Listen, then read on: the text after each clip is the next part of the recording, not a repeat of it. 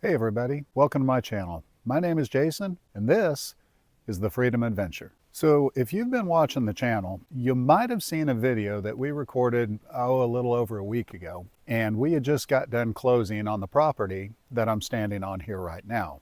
We've been looking for an off-grid property now for probably the better part of about 10 years, and our dreams have come true with some very opportunistic financing that we were able to get and a stroke of luck in terms of finding this location. We stepped off into the deep end and we went ahead and committed to purchasing this property. Fast forward a couple of weeks and here we are here today. Now, I just happen to be down in southeast Oklahoma today because a good friend of mine happens to be getting married tomorrow. And the person I'm talking about here is Greg with Our Life in Trees. And we're going to be going down to the Muse, Oklahoma area, which is about 45 minutes, give or take, from where we're at here right now.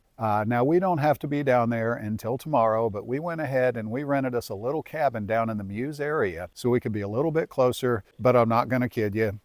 We wanted to come up here and see our property too. It's going to be really hard to stay away from this place as long as we've got the opportunity to come down here. It's about a 3-hour and a 45-minute drive to get here. So, I mean, like, the drive is real, but that's why we've built the ambulance camper conversion, because by the time you drive out here and you work all day, who wants to drive back 4 hours or 3.5 hours back to the metro? We didn't, and we knew that by the time that we chose a property to purchase, that it was going to be several hours away from the Oklahoma City area, because the type of property we were wanting is exactly what I'm looking at here right now. I mean, look around here. This is beautiful. Matter of fact, this is crazy beautiful, and we are so very fortunate to have tripped across it. So now we're here. Now we have the property, and we have a cabin shell. And by a cabin shell, what I mean is we've got 4 walls, a roof, and a lovely little deck on the front of this building. It's pretty simple. Right now, I think it is 24 feet by 30 feet. So I think that's about 720 square feet. It's not big. So what do we do now? You know, I mean, honestly, we're still getting past the sting of the initial purchase, closing cost, and everything that goes along with that. If you've ever bought a house or bought property, you know exactly what I'm talking about. But yet here we are, and we are just dying to come out here and do something. And our ambulance camper conversion, it's not quite ready yet. We've probably got a month. Actually,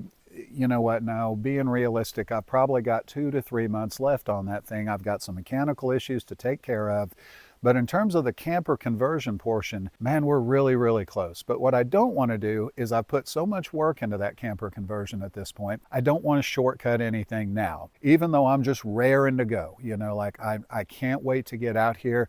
I want to wake up in this place. It's beautiful out here, guys. Look at this.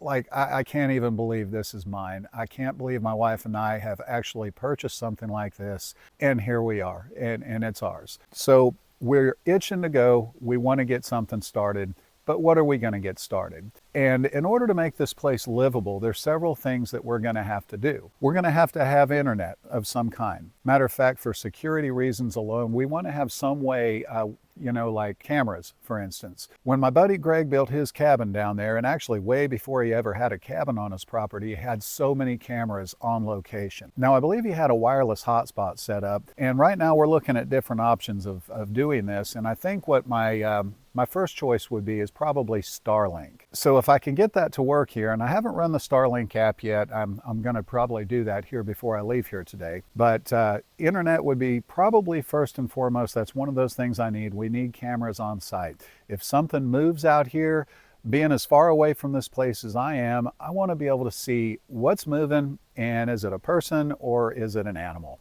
Is it anything I need to be concerned about? Should I be calling the cops? Who knows? But that's what I'm talking about. So that's something we've got to get going. Now, that does bring about some interesting challenges, if you will. For instance, you know, power. Like, we don't have electric out here. How are we going to power cameras? How are we going to power Starlink, for that matter? So that's kind of what I'm up against. You know, the first thing that comes to mind is a little power station, like a solar generator of some kind, but I don't know what size just yet. I don't want to buy it too small, because ultimately we're going to need it for other stuff as well. But I also don't want to go out and spend 5-10 grand or whatever for this massive solar generator, when later on down the road we're going to have solar here anyway. So that's one thing that we're looking at. So another is walls, you know, interior walls. Now, something that was interesting that happened to me at close here is when my wife and I were sitting in the abstract office, Adams Abstract in Poto, Oklahoma. We're sitting in the office, and the guy that we built this from was actually the builder, a guy named Billy Vaughn. As it turns out, Billy, I think, has built half of the Billy Creek Cabins area down there. As a matter of fact, between Bob Bowman being the realtor out here in southeast Oklahoma, he pretty much is southeast Oklahoma when it comes to real estate anyway. And then Billy, from what I understand, builds a really good cabin, and he builds a lot of them in this area. So Billy's sitting there and he tells me, he goes, "Oh, by the way, those are 9-foot ceilings in your cabin." He said, "But I got a really good deal on some 2x4s when I did this, and the 2x4s are actually 1 inch longer than a standard 9-foot 2x4. And I'm sitting there and I'm rolling that around in my head like, okay, so what does that mean? And then it dawned on me, I can't frame a wall in this place without having to get modifications involved, like not with standard lumber. So he said, if you want to buy some of those from me, I bought about 400 and I've got a pile of them still. He goes, all we've really built is your cabin with those. So I'm going to have to go ahead and purchase my 2x4s. Well, I don't have to, but I'm probably going to go ahead and purchase those 2x4s from Billy. Where I'm going with this is, that's another thing we could do out here, and it's not going to be super, super expensive. My wife's got all these floor plans drawn out. She's taken time. I've got printouts. I've got stuff from Pinterest. I've got oodles and oodles of plans that are in front of me, and we just have to choose the one that we definitely want to go with. And between a weekend or two, I feel confident that we can go ahead and put framed walls up in our cabin. After all, it's a pretty little cabin. It's not going to take a whole lot. But do we go with 1 bedroom? Do we go with 2 bedrooms? Where's the kitchen going to be? All these things come to mind. So once again, it's not going to be terribly expensive to do it, and it will give one heck of a feeling of accomplishment once we get to that point. But do I do the security first, or do I do that? Another thing that we're going to find ourselves out here on an off-grid property that we're going to need are facilities. By facilities, I mean a restroom of some sort. Now, ultimately, yes, we're going to go ahead and install a septic system here. And the septic, from what I understand, is probably in the neighborhood of about $7,500, and that's just plant the septic and get that going. That doesn't include the price of the plumbing, the toilet, the sinks, everything else that you're going to need. Man, $7,500 right now after the close, honestly, that's a lot of change, man. I don't know if I really want to get into that right now, so what we very well might go ahead and do is just use the Airhead Tahoe, which is the composting toilet that I bought for the camper conversion that we're building. Rather than have it in the camper, we'll go ahead and have it out here at the cabin. And that seems like a solid thing to do, but it also requires 12-volt power. So once again, I'm back to that old power station again. So at this point, we've got security. Do we do walls? Do we go ahead and spring for the money for a septic system? And honestly, because we do have the option of the composting toilet, that's not that big of a deal right now. Now, once I've got the camper out here on site, life is going to be a lot easier. But until then, we've just got to kind of come out here and do what we can and make it work. Another thing that we're looking at is water. When we're out here and the weather's getting cooler right now in Oklahoma, right now is a beautiful day. I think we're in the mid-70s right now, which for mid-November, folks, that's the best a guy could ask for right there. It's awesome. But it is getting colder. So having a campfire out here, definitely something we want. But my luck, there's no way I'm lighting a campfire without a water source somewhere close. And at this point, that means either drilling a well. Once again, folks, we're off grid. That's going to mean drilling a well, or we're going to have basically a rainwater collection system, which is probably the direction we're going to go here. My understanding of wells out here in this area is you've got to go anywhere between about 250 feet down to about 300 feet deep in order to hit the water table. And it's a gamble. So you might spend a ton of money in order to drill a well and not have anything except for a big, $9,000 to $10,000 hole in your checking account. So the rainwater collection, being honest, I hardly ever drink the water out of a faucet anyway. So would I? Sure I would. With the proper filtration coming off of a rainwater system, I would definitely drink that. I've got no problems with that. Matter of fact, it's probably a whole lot better for you than the stuff you're getting through the city. But what a rainwater collection system is going to mean is going to be a massive tank on the back side of the cabin, and it's going to get fed from a guttering system coming off of the roof of the cabin. Now those tanks, those are a couple $1,000 for the tank. You might get lucky and find one a little less costly, but then you've got pumps, and then you've got, once again, you've got to have a sink and you've got to have the plumbing. That's going to be not the biggest expense we run into here, but it's going to be a pretty fair expense. So now we've got security. We've got, should we frame the walls? Well, let me rephrase that. We've got basic power and security, meaning internet, Starlink, cameras. We've got, we could frame the walls. That seems enticing because that's pretty easy to do. I just have to get those 2x4s from Billy, like I was saying. We've got the septic system. We've also got the rainwater collection. And the other thing that we can do around here to kind of make some strides forward anyway is going to be some of the groundskeeping. They basically cleared this area in order to go ahead and put the cabin in it, but there's still a lot of roughness to it. For instance, we are super blessed with this property. We have a driveway going all the way down from the main road to the top of the hill, and that's where I'm standing at right now. But it's going to need some work. There's some areas of washout coming down the driveway, and my Jeep gets up here, that's not a problem. But if my wife's wanting to bring her car up here, it'll still get here, but you're just going to have to be super careful coming up that driveway. So what I'm getting at is there's going to be loads and loads of shale in my future. And should I do that? Because shale, it's not terrible. We're going to have to bring quite a bit of it up here though. And I'm not really for sure if that's the best way to spend our time right now and spend our resources. But my buddy Greg with Our Life in Trees, he's got a lot of cool equipment that we can do a lot of modifications on the property here. For instance, you can't see it right now, but I've got a couple tree stumps over here on the ground where they cut some of these trees down in order to make the cabin clearing. And he just happens to have a stump grinder. So there are some things that we can do with the equipment that he's got, and man, it's all strides forward. So whatever we can get done, like I said, guys, I'm just raring to go. I want to do something up here. I want to live up here, as a matter of fact, but right now that's just, that's not possible right now. This is basically a weekend getaway here at this point. But one day, I'm telling you, one day we're going to be here full time.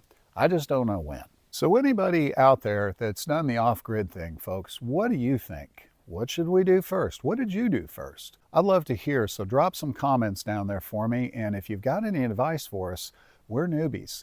I'll take any advice we can get. Matter of fact, I would really love to hear it because, like I said, we're new to this. We don't know. Oh, and there's one more thing before I get out of here, and it's something kind of big, and it'll make a huge difference on this cabin if we choose to do it.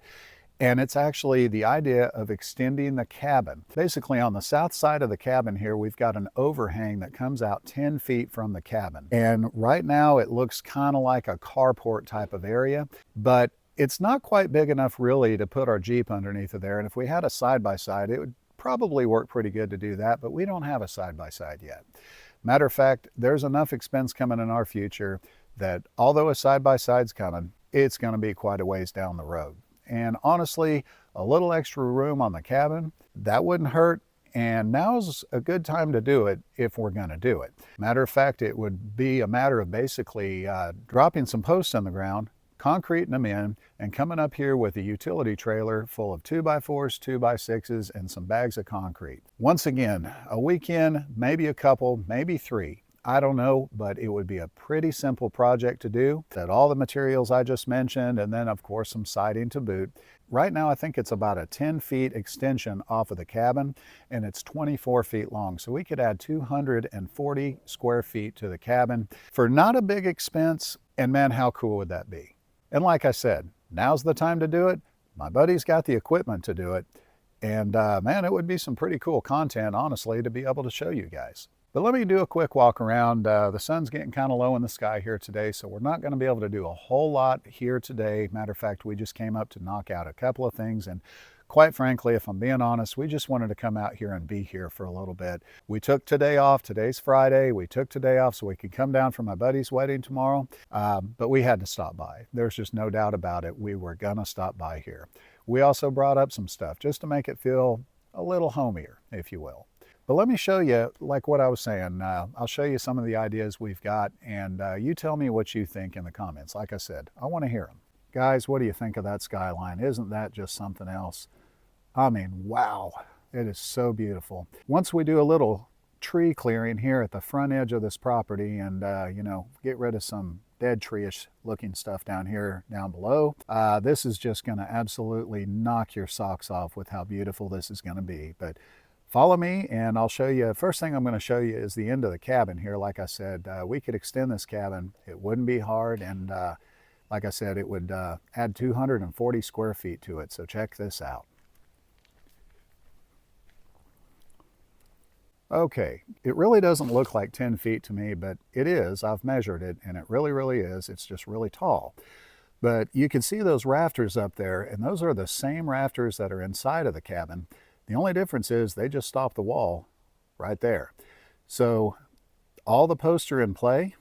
There's that post down there. Those are the corners, and those are already in there. So all I've got to do is drop some more posts in the ground for the structure, 2x6 frame that sucker up, and then basically frame some walls. And that would add a tremendous amount of room for very, very little effort. And of course, you know, it doesn't have windows in that wall right now, but we're gonna drop a couple windows in there too, because why starve yourself of this beautiful scenery out here? Absolutely gotta have windows, no doubt. All right, so in terms of the Starlink, I'm thinking basically the peak of the roof right about there is where I'm going to put that dish at, or I'll put it on a standalone pole somewhere around here. But I do like the idea of having it up there just for security. Not saying somebody couldn't take my Starlink, but it would be a chore to do it. You'd have to have a pretty good sized ladder to get it up there, and it's just a deterrent. So that's kind of what I'm thinking anyway. Okay, this is the inside of the cabin right now, just as it sits. And the one thing you're going to notice that is not in here right now are walls. Well, of course, the side walls are here, and we've got a roof, but there are no interior walls here. And this is an open canvas, so we can do whatever we want to. Nothing will be load bearing. So literally, the sky is the limit in terms of the design that we want to do in here. And my wife's got about 2 to 3 designs chosen. So really at this point, it's just up to me to go ahead and get a nail gun and get down with it. And that would be, like I said, that's even kind of a cold weather project. That's something that we can do here. We might bring our torpedo heater up here just to keep the place warm. But no matter how cold it gets, we could probably pull that off here this winter. And that's kind of one of the reasons I'm thinking this might be one of the first things that we do here. Honestly, I'm still kind of leaning towards that internet connection so we can get cameras out here. In terms of some of the groundskeeping that we could be doing, this isn't paramount, but I do have access to a buddy of mine, like I said, Greg with Our Life in Trees. He's got the equipment, and man, it would make for some cool content to go ahead and just do things like remove that stump right there, reach down with an excavator and pull some of those trees back out of there so we can go ahead and get them cut up and get them burned and just get the ugliness away from the beauty that surrounds it. It's not that this is bad, but I want shale on the ground, not just dirt.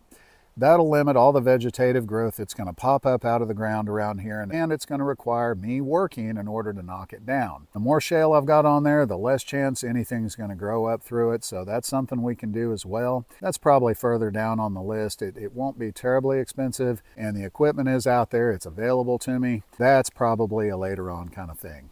Man, doesn't that Jeep just look totally at home out here? I know that's kind of a squirrel moment right there, but man, you gotta admit, that Jeep just looks awesome surrounded by all this beauty. Some of the other things that might require a little assistance with some equipment, like for instance, that big pile of wood right there. Yeah, I can move that stuff around by hand, not a big deal, but at some point I'm gonna need to get rid of that. So that's probably gonna go to the burn pile, which once again leads back to the conversation about water, which I don't have here right now.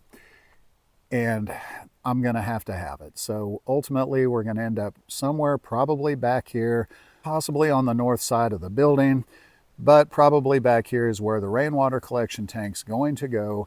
And of course we've got all this roof up here to catch water and then put it down into the tank. Once again, we're gonna have to have some sort of power going to the electric pump in order to pump that water. So we're all kind of going back to the power issue right here.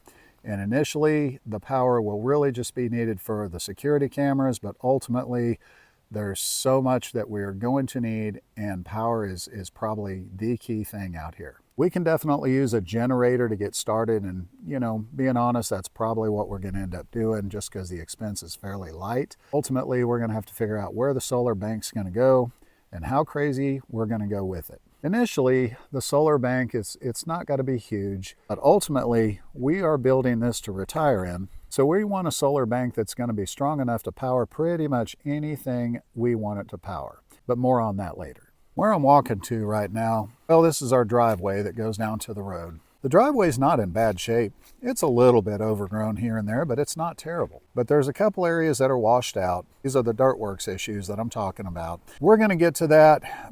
And frankly, I'm not even really sure how to go about fixing some of it, so that's going to require a little research on my end too. We're going to get to that later on, and that'll be some content all on its own. Well, folks, I'm really glad that you joined me. Thank you for watching the video. I really hope you're enjoying this as much as I am. But today we're going to go ahead and call it a day. We're going to go ahead and jeep it on down to the Muse area. I think it's about a 45-minute drive from what I could tell just looking at the map anyway. Hopefully we'll be able to come up here a little bit more tomorrow, soak it up a little bit more before the wedding gets started tomorrow night. Thank you so much for watching. What you've been watching over the last year or so is the ambulance camper conversion from an old decommissioned ambulance to a miniature Class C motorhome. But you have to understand that the whole reason for that build is right here around me. I mean, this is why we did it. We didn't know we were going to end up here. We really just knew that we wanted to be in nature more. We knew we wanted an off-grid property somewhere in order to build the tiny cabin that we've always wanted. We had no idea it was going to come about this fast. Like I said, we're not even done with the camper yet, but we're close. And that's going to open up a whole new book of adventures here, guys. I really hope you follow along because there's so much more on the way. We're going to keep it up on the ambulance camper conversion. We're going to show how it works, the good, the bad, the ugly, everything about it. But it's going to be right here, and it's going to be in a real life scenario. Well, that's all I've got here for you today. Thank you again for joining. I really appreciate it. If you're enjoying this, like and subscribe. What would it hurt? I think you're really going to have a good time watching these videos, and if you're into the off-grid thing, give me some comments if you're already into it. If you want to learn more about it, keep watching, man, because like I said, everything I do is new to me.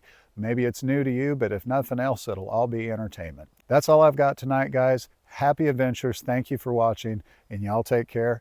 Hopefully I'll see you soon.